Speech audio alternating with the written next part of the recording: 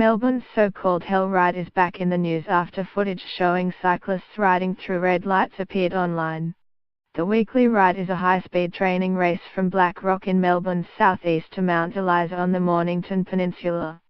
The video was made to promote a crowd-funded campaign raising money for a documentary on the controversial ride, which can have as many as 200 riders.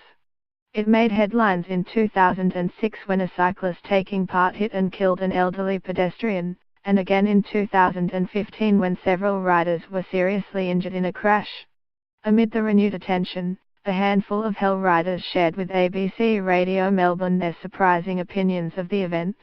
Tommy Nankervis is a former Oceania road race champion with a decade of overseas racing experience. Almost every Saturday, rain, hail or shine, he dons lycra and heads to Black Rock for the 80-kilometre ride. No one owns it, there's no organisation, no committee, it's just a bunch of people who share a common interest, he said. I have got friends I'd at sea all week. I know we'll see them at the same time, same place, on the same loop. How many events in the world are like that? For Mr. Nankervis, the ride is more about community than crossing the line first. It's about encouraging other riders to be the best they can, he said. Of course there are bragging rights, but it's really about reaching your full potential. The ride has twice helped Lee Turner find his racing feet. More than 20 years ago, when he was relatively new to road racing, the expertise of seasoned Hell riders helped him hone his speed and skills.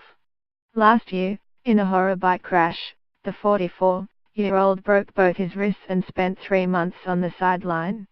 He said taking part in the Hell Ride was the perfect opportunity for him to dust off the cobwebs. So many group rides are unpredictable, but the Hell Ride is fast and predictable, he said. I know the cyclists in front of me are professionals, so I am free to focus on my own game. It was the safest place to get back into the swing of things. Matt left Italy to live in Australia in 2011. You have to establish yourself, build your profile and earn people's respect all over again, he said of moving.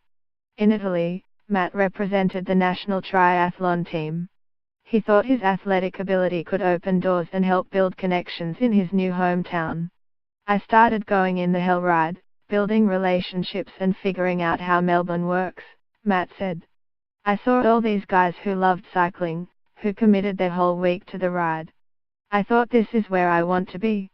Last week Matt received his Australian residency.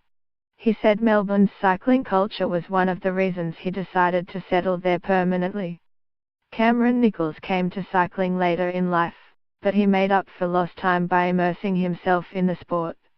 Like many keen cyclists, the physicality and speed of the Hell Ride appealed to him. It's the biggest and fastest bunch ride, so completing it was something to aspire to. His interest gradually switched from taking part in the ride to viewing the ride as a cultural phenomenon.